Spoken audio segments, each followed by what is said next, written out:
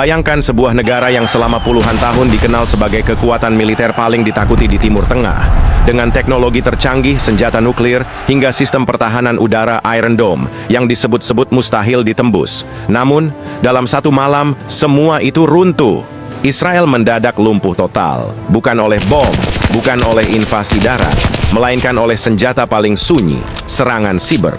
Hacker-hacker Iran berhasil menembus jantung sistem pertahanan, mematikan radar, melumpuhkan drone, bahkan membungkam Iron Dome yang selama ini jadi kebanggaan dunia barat.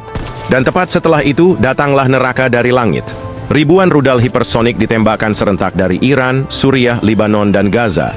Langit Israel terbakar, pangkalan militer hancur, tank-tank meledak, bandara menjadi lautan api. Untuk pertama kalinya, negeri yang selama ini menebar ketakutan, justru dirundung kepanikan tanpa arah. Lebih mengerikan lagi, pasukan perlawanan menyerbu perbatasan. Kota-kota jatuh dalam hitungan jam, tentara menyerah massal, dan jutaan penduduk berbondong-bondong melarikan diri ke luar negeri. Sejarah mencatat, Israel, sang benteng tak terkalahkan, kini roboh hanya dalam beberapa hari. Apakah ini sekadar serangan atau awal dari peta baru Timur Tengah? Assalamualaikum warahmatullahi wabarakatuh, sahabat. Selamat datang di channel Kahiyang News. Jangan lupa untuk like, subscribe, dan tonton video ini hingga selesai. Jangan lupa juga untuk menulis sholawat di kolom komentar agar mendapat syafaat di hari akhir. Saya doakan semoga sehat, kaya raya, dan bahagia. Hari itu seharusnya berjalan normal bagi Israel. Pangkalan militer sibuk dengan rutinitas. Iron Dome dipamerkan sebagai payung besi, tak tertembus, dan pejabat keamanan berdiskusi di ruangan nyaman dengan layar monitor canggih. Namun di balik layar komputer yang mereka banggakan, musuh sedang mengintai dengan senjata tak terlihat, serangan siber. Tepat pukul 3 dini hari, tanpa tanda peringatan, sistem pertahanan Israel mulai goyah. Radar militer yang biasanya menyorot langit dengan akurat tiba-tiba gelap. Layar monitor di ruang kontrol berkedip-kedip, menampilkan pesan error yang aneh dalam bahasa asing. Operator mencoba melakukan restart, namun sistem justru terkunci. Tak lama kemudian jaringan komunikasi satelit mati total. Tentara yang biasanya menerima komando langsung dari pusat, mendadak kehilangan instruksi. Telepon militer tak berfungsi, drone pengintai jatuh ke tanah tanpa kendali, dan sirene peringatan tak bisa diaktifkan. Ketegangan meningkat saat para ahli keamanan siber menemukan jejak serangan yang mengarah ke Teheran. Iran, negara yang selama ini menjadi musuh bebuyutan, Israel diduga berhasil membobol lapisan demi lapisan pertahanan siber yang selama ini dipuji dunia. Para teknisi Israel kalang kabut mencoba mengaktifkan sistem cadangan, tetapi semuanya sia-sia. Seolah ada tangan gaib yang sudah menyiapkan kehancuran ini jauh hari. Seorang perwira senior yang tak disebutkan namanya mengaku kepada media alternatif. Kami terbiasa menghadapi rudal, bom, bahkan serangan darat. Tapi kali ini, musuh menyerang jantung pertahanan kami dari dalam layar komputer. Semua mati dalam hitungan menit. Kami buta, tuli, dan lumpuh. Israel yang selama ini dianggap tak tersentuh, kini bagaikan singa yang kehilangan gigi dan kuku. Rakyat belum menyadari bencana besar yang akan segera menimpa. Namun para pemimpin militer sudah tahu, dengan sistem pertahanan mati total, negeri itu ibarat rumah tanpa atap di tengah badai. Hanya beberapa jam setelah sistem pertahanan Israel lumpuh, langit Timur Tengah berubah menjadi neraka. Di berbagai arah Iran, Suriah, Lebanon, dan Gaza, ribuan rudal hipersonik dilepaskan secara bersamaan. Rudal-rudal itu melesat dengan kecepatan berkali-kali lipat suara, sulit terdeteksi, apalagi dihentikan. Biasanya, Iron Dome menjadi benteng terakhir. Israel menembak jatuh setiap proyektil yang mendekat. Namun kali ini Iron Dome justru membisu. Tak ada satupun peluru pencegat yang dilepaskan. Radar terkunci, sistem kendali tak berfungsi. Semuanya mati seperti sudah dicabut nyawanya. Malam di Tel Aviv mendadak terang benderang. Bukan oleh lampu kota, melainkan ledakan-ledakan yang mengoyak langit. Rudal pertama menghantam pangkalan militer besar di pinggiran kota, menimbulkan bola api raksasa yang mengguncang gedung-gedung sekitar. Tak lama kemudian, rudal-rudal lain menghantam bandara, pelabuhan, dan pusat industri. Haifa, kota pelabuhan strategis Israel, menjadi sasaran berikutnya. Ledakan demi ledakan mengguncang kawasan industri kimia. Asap hitam pekat membubung tinggi, sementara warga berlarian tanpa tahu harus kemana. Sirene darurat meraung terlambat, membuat kepanikan semakin tak terkendali. Di Ashkelon, markas besar, pertahanan udara Israel rata dengan tanah. Sebuah rekaman amatir memperlihatkan prajurit Israel berteriak panik, mencoba menyelamatkan diri dari hujan rudal. Namun sebagian besar terjebak di reruntuhan. Suara dentuman terus terdengar. Bagai genderang perang yang tak berhenti, warga sipil berada dalam ketakutan. Mereka terbiasa mendengar ancaman rudal dari Gaza atau Libanon, tetapi kali ini berbeda. Jumlahnya ribuan, kecepatannya tak bisa dilacak, dan tak ada perlindungan sama sekali. Kota-kota besar seakan menjadi target latihan bagi rudal-rudal yang menghujani tanpa henti. Seorang warga Tel Aviv yang berhasil selamat menceritakan, "Saya berlari bersama anak saya ke tempat perlindungan, tapi pintunya terkunci. Semua orang berdesakan, berteriak, menangis. Lalu tiba-tiba, ledakan besar mengguncang, dan ketika saya menoleh, gedung di belakang kami sudah hilang. Kepanikan melanda seluruh negeri. Para pemimpin politik yang biasanya lantang, kini terdiam. Mereka tak punya jawaban, tak ada solusi." Militer Israel mencoba melawan dengan meluncurkan beberapa rudal balasan, tetapi semuanya gagal, meledak di udara atau bahkan jatuh di wilayah sendiri. Dunia internasional pun tercengang. Sebagian media alternatif menayangkan cuplikan video kehancuran Israel, tetapi media besar tampak ragu memberitakan detail sebenarnya. Hanya disebutkan ketegangan meningkat di Timur Tengah. Padahal kenyataannya, Israel sedang berada di ambang kehancuran total. Pangkalan udara yang biasanya menjadi kebanggaan, kini hanyalah kawah api. Pesawat tempur yang belum sempat lepas landas hancur bersama landasan pacu. Tank-tank canggih yang diparkir berderet terbakar bagai tumpukan besi tua. Rudal hipersonik benar-benar mengubah wajah negeri itu menjadi lautan api. Dan yang paling mencengangkan, semua ini terjadi hanya dalam beberapa jam.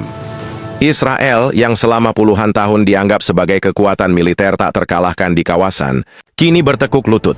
Para prajurit kehilangan arah, warga sipil kehilangan tempat berlindung, dan para pemimpin kehilangan wibawa. Banyak yang bertanya-tanya, apakah ini awal dari akhir sebuah kekuatan yang selama ini disokong Barat? Ataukah hanya permulaan dari babak baru di mana perlawanan Timur Tengah menunjukkan taringnya? Setelah langit Israel dihujani rudal tanpa henti, gelombang serangan berikutnya datang dari darat. Di utara, ribuan pasukan Libanon dari Libanon bergerak, melewati perbatasan dengan cepat. Mereka membawa persenjataan ringan, tank buatan Rusia, serta roket jarak menengah. Sementara itu, dari timur, pasukan Suriah menembus dataran Golan yang selama puluhan tahun berada di bawah kontrol Israel. Dari selatan, pejuang Palestina keluar dari Gaza dengan keberanian membara, didukung rudal-rudal jarak pendek yang terus mengacaukan basis militer Israel yang biasanya menguasai semua perbatasan dengan senjata canggih dan menara pengawas berteknologi tinggi, kini ibarat benteng tanpa penjaga. Para prajurit yang ditempatkan di garis depan kehilangan komunikasi dengan pusat komando. Senjata otomatis tak bisa dioperasikan karena sistem elektroniknya rusak akibat serangan siber. Di sebuah desa perbatasan utara, bendera kuning Libanon berkibar untuk pertama kalinya.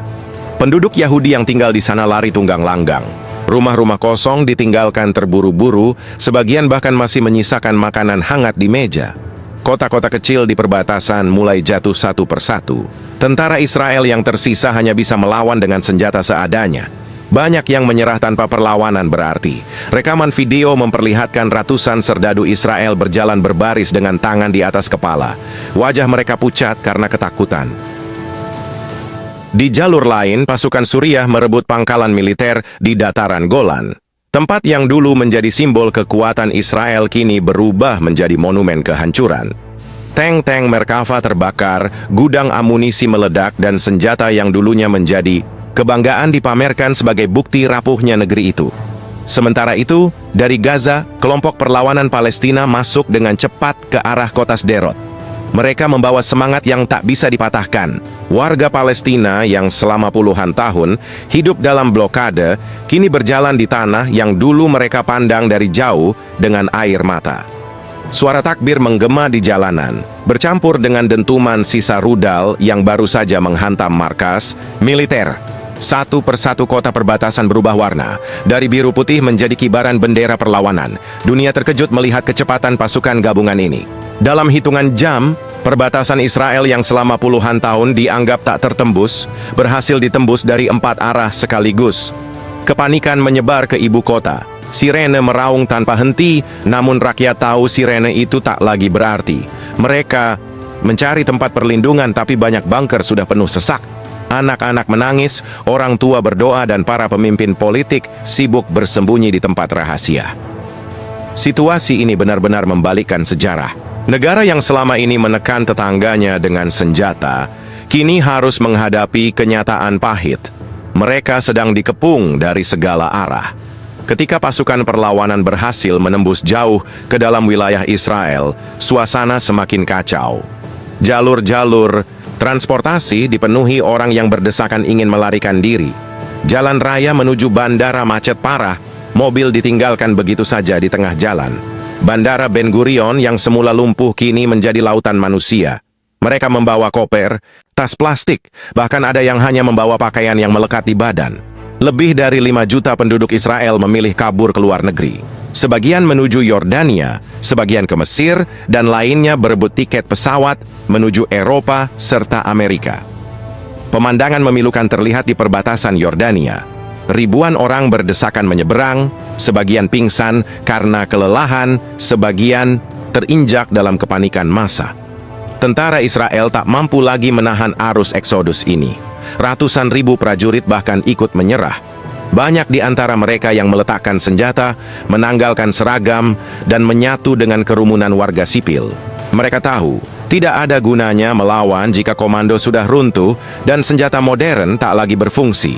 Kota-kota besar seperti Tel Aviv dan Haifa menjadi lengang. Gedung-gedung tinggi berdiri tanpa kehidupan, apartemen kosong ditinggalkan pemiliknya. Jalanan dipenuhi barang-barang berserakan.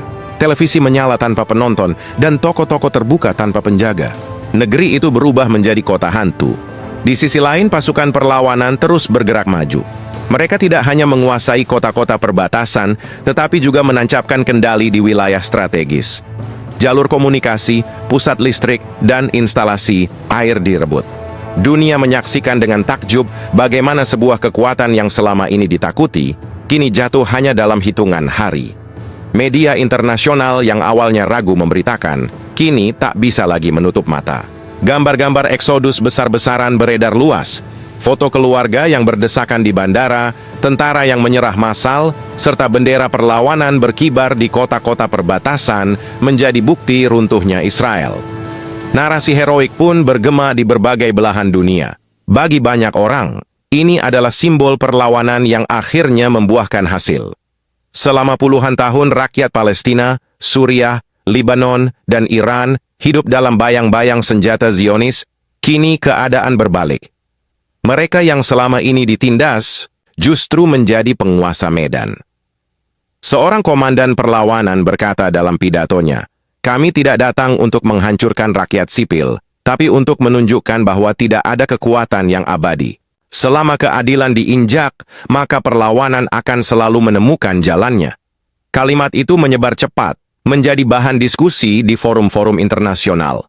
Apakah ini akhir dari Israel? Atau awal terbentuknya peta baru di Timur Tengah bagi jutaan pengungsi Israel? Pertanyaan itu bukanlah teori geopolitik.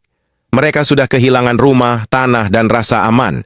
Mereka berdiri di perbatasan negara-negara asing, membawa luka batin yang akan menghantui mereka selamanya. Namun bagi rakyat Palestina dan sekutu-sekutunya, ini adalah hari yang mereka sebut sebagai kemenangan sejarah. Hari di mana dunia menyaksikan bahwa kekuatan teknologi, uang, dan sekutu global tidak berarti apa-apa di hadapan keberanian dan tekad perlawanan.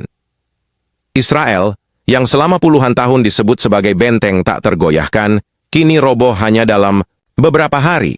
Sejarah baru sedang ditulis dengan tinta darah dan air mata, namun juga dengan semangat kebangkitan. Dan dunia hanya bisa bertanya-tanya, apakah ini hanya awal dari babak yang lebih besar? Terima kasih bagi yang sudah like dan subscribe. Saya doakan semoga sehat, kaya raya, dan bahagia. Wassalamualaikum warahmatullahi wabarakatuh.